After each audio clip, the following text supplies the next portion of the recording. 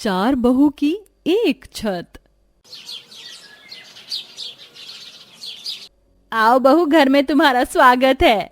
लीला के कहने पर उसकी चारों बहू घर के अंदर गृह प्रवेश करती हैं, जिसमें से तीन बहू बहुत अमीर घर से थी और एक बहू थोड़ा गरीब परिवार से थी।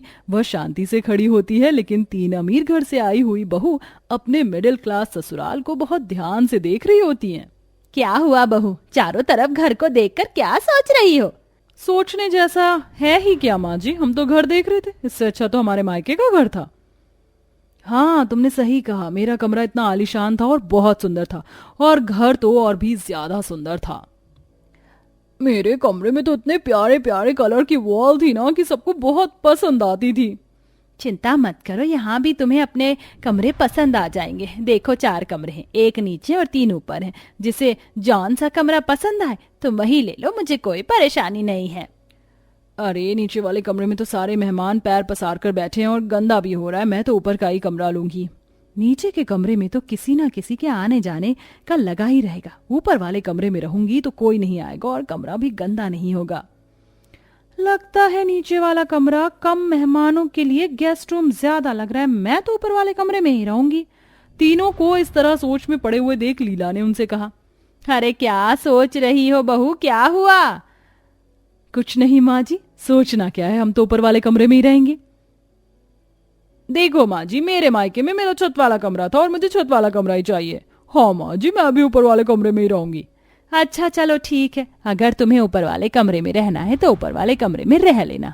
अरे बड़ी बहू, तुमने तो कुछ बताया ही नहीं। कोई बात नहीं माँ जी, मुझे जहां भी रहने के लिए मिलेगा मैं वहीं रह लूंगी। लीला की 3 अमीर बहू तो ऊपर वाले कमरे में चली जाती है, उनके कमरे बहुत सुंदर होते हैं। अरे वाह, क्या बात है, मेरा कमरा तो बहुत प्यारा है, ऊपर से छत वाला कमरा है, वैसे भी नीचे किसी ना किसी के आने जाने का लगा ही रहेगा और काम भी करने पड़ेंगे, इसलिए मैं तो ऊपर छत के कमरे में ही खुश रहूंगी। इधर मेघा अपने कमरे में जाकर कहती है, चलो मेरा भी छत का कमरा अच्छा है, मैं भी यहाँ पर आराम से रह लूंगी, ना किसी की चिक चिक ना झिक झिक। वहीं दूसरी तरफ विशाखा भी छत का कमरा पाकर खुश होती है। अब तीनों अमीर बहू तो अपने लिए कमरा सेलेक्ट कर लेती हैं, लेकिन यहाँ आरती का नीचे जो कमरा होता है वो कुछ ज्यादा खास नहीं होता। ऊपर से बाहर से आए हुए लोगों के गंदे पैर भी उसी के कमरे में आते हैं, जिसके चलते उसे बार बार कमरे की साफ सफाई करनी पड़ती है। अरे ये क्या बहू, तुम्हें तो अपने कमरे की साफ सफाई रखनी चाहिए, और देखो तुम्हारा कमरा कितना गंदा हो रहा है। क्या करूं माँ जी, सुबह से 3 से 4 बार पोछा लगा चुकी हूँ, जो भी आता है उसके पैरों की वजह से कमरा गंदा हो जाता है। ओहो, तुम जैसी बहू बस बहाने ही बना सकती है, हम भी तो इसी कमरे में रहते थे, हमें भी तो ऐसी कोई परेशानी नहीं हुई। रहने दो लीला, जब तुम इस घर में आई थी तो नीचे वाले कमरे में 1 हफ्ता भी नहीं रुकी थी। तुम्हें तो छत का कमरा चाहिए था, क्योंकि वहां पर तुम्हें काम करने की जरूरत नहीं पड़ती थी। आप तो जी चुप ही हो जाइए, आपकी बात गधे की लात लगती है। लीला और वीरेंद्र आपस में एक दूसरे को कुछ ना कुछ बोल ही रहे थे कि तभी आरती उनसे कहती है, अरे अरे आप एक दूसरे को कुछ मत कहिए, मैं कमरे की साफ सफाई कर लेती हूँ, कोई बड़ी बात नहीं है। इधर आरती नीचे कमरे की साफ सफाई कई बार कर चुकी थी, ऊपर से दिन में कई बार घर पर मेहमान भी आ गए थे और उन्हीं के लिए चाय नाश्ता बार बार आरती को ही बनाना पड़ रहा था। घर की अमीर बहू तो अपने कमरों में आराम कर रही थी। अरे सरस्वती बहन, ये क्या, तुमने तो कुछ खाया ही नहीं।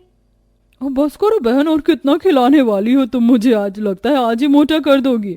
वैसे तुम्हारी तो 4 बहू हैं, जिनमें से मुझे सिर्फ एक ही नजर आ रही है। बाकी के 3 अपने कमरों में हैं, अभी आवाज लगा देती हूँ, उन तीनों से भी मिलते हुए जाना। लीला इतना कहकर नीचे खड़े होकर अपनी तीनों बहू को आवाज लगाने लगती है, श्वेता, मेघा, विशाखा, जरा नीचे आ जाओ, देखो तुमसे मिलने कौन आया है। लीला के एक बार आवाज लगाने पर कोई नहीं सुनता। लीला को कई आवाज लगानी पड़ती है, तब जाकर उसकी 3 अमीर बहू कमरे से निकलकर नीचे आती हैं। क्या हुआ माँ जी, आपने तो बेकार में मेरी नींद ही खराब कर दी। अरे नींद खराब कर दी, सारा दिन तो अपने कमरे में ही सोती रहती हो। अरे तो और क्या करें माँ जी, अब कमरे में आराम नहीं करेंगे तो क्या ही करेंगे, वैसे भी नई नई शादी है हमारी। अरे तो हमेशा कमरे में ही थोड़े ना रहोगी, नीचे भी आया करो, थोड़ा काम में हाथ बटाया करो। ये लो जी, कर लो बात, हमने अपने मायके में आज तक एक कप उठाकर नहीं रखा, आप हमसे घर के काम की उम्मीद रख रही हो, हमसे ये सब नहीं हो पाएगा माँ जी। विशाखा को ये सब कहते हुए सुनकर लीला को अपनी बहन सरस्वती के सामने अपनी बेइज्जती सी महसूस होती है। अच्छा चलो ठीक है, जाओ अपने कमरे में ही चली जाओ। ये क्या लीला, तुम्हारी तीनों अमीर बहू तो बहुत ही चलती जुबान की हैं। ऐसा तो होना ही था ना, इतने अमीर परिवार से जो हैं। खैर कौन सा उन्होंने गलत कुछ कहा, कोई बात नहीं, मेरी ही तो बहू है। अरे आरती, तुम यहाँ टुकुर टुकुर क्या देख रही हो, जाओ जाकर जरा खाने का इंतजाम करो। ठीक है माँ जी, अभी बनाती हूँ खाना। नीचे कमरा होने की वजह से रसोई से निकल रहा भपका भी बेचारी आरती के कमरे में ही चला जाता है, जिससे उसके कमरे में बहुत ज्यादा गर्मी हो जाती है। उफ, कितनी गर्मी लग रही है। ऊपर वाले कमरे में तो खिड़कियां हैं और ऊपर ठंडी ठंडी हवा भी आती है। मेरी तीनों देवरानियां तो खुशी से ऊपर रह रही है, लेकिन यहाँ मैं परेशान हो रही हूँ। काश कि मेरा भी छत वाला कमरा होता। आरती को गर्मी से परेशान होकर देख कहीं ना कहीं लीला को बुरा लगता है। एक समय मेरा भी ऐसे ही था, जब मुझे यहाँ नीचे रहना पड़ता था और मेरी अमीर जेठानी ऊपर रहती थी। लीला ऐसा सोच कर भी वहां से चुपचाप चली जाती है और इधर जब आरती कपड़े छत पर सुखाने जाती है तो वो अपनी देवरानियों को देखती है कि उनके कमरे इतने सुंदर होते हैं और वो उनमें आराम कर रही होती है। एक दिन आरती गर्मी से परेशान होकर अपनी देवरानी के कमरे में आ जाती है। अरे वाह, यहाँ तो राहत सी है, कुछ देर मैं यहाँ पर ही आराम कर लेती हूँ। देवरानी तो अभी बाहर गई हुई है। आरती ऐसा सोचकर वहीं पर सो जाती है। कुछ देर में जब उसकी देवरानी वापस लौटती है तो वह अपने कमरे में आरती को सोता हुआ देख गुस्से से आग में बबूला हो जाती है। जेठानी जी उठो, तुम्हारी हिम्मत कैसे हुई यहाँ पर सोने की? ये मेरा कमरा है ना कि तुम्हारा? नीचे बहुत गर्मी लग रही थी, ऊपर से मेरे कमरे में छिपकलियां भी आ गई हैं। मुझे डर भी लग रहा था और थकान भी हो रही थी, इसलिए थोड़ी देर तुम्हारे कमरे में आकर आराम करने लगी। यहाँ छत की वजह से ठंडक है। इसका मतलब तुम मेरा कमरा मुझसे छीनना चाहती हो? अभी के अभी यहाँ से बाहर निकलो, चलो चलो निकलो यहाँ से। विशाखा आरती को धक्के मार कर निकालने लगती है। ये सब लीला देख लेती है और उसे बहुत बुरा लगता है।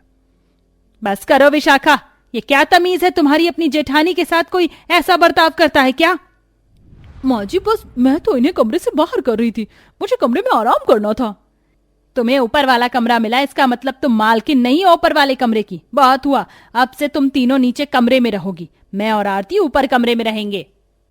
लीला के कहने पर अब तीनों अमीर देवरानियों को नीचे कमरे में आना पड़ता है। नीचे बहुत परेशानी होती है और एक कमरे में उन्हें बहुत घुटन महसूस होती है। आखिरकार उन्हें इससे पता चलता है कि उनकी गरीब जेठानी कितनी परेशानियों का सामना करके रह रही थी। माँ जी अब हमें समझ आ गया कि अगर घर में कोई एक चीज है तो उसका इस्तेमाल हर किसी को करना चाहिए, और हमने जेठानी जी को अपनी अमीरी का घमंड बहुत दिखाया, ऊपर से छत का कमरा भी उनसे छीन लिया।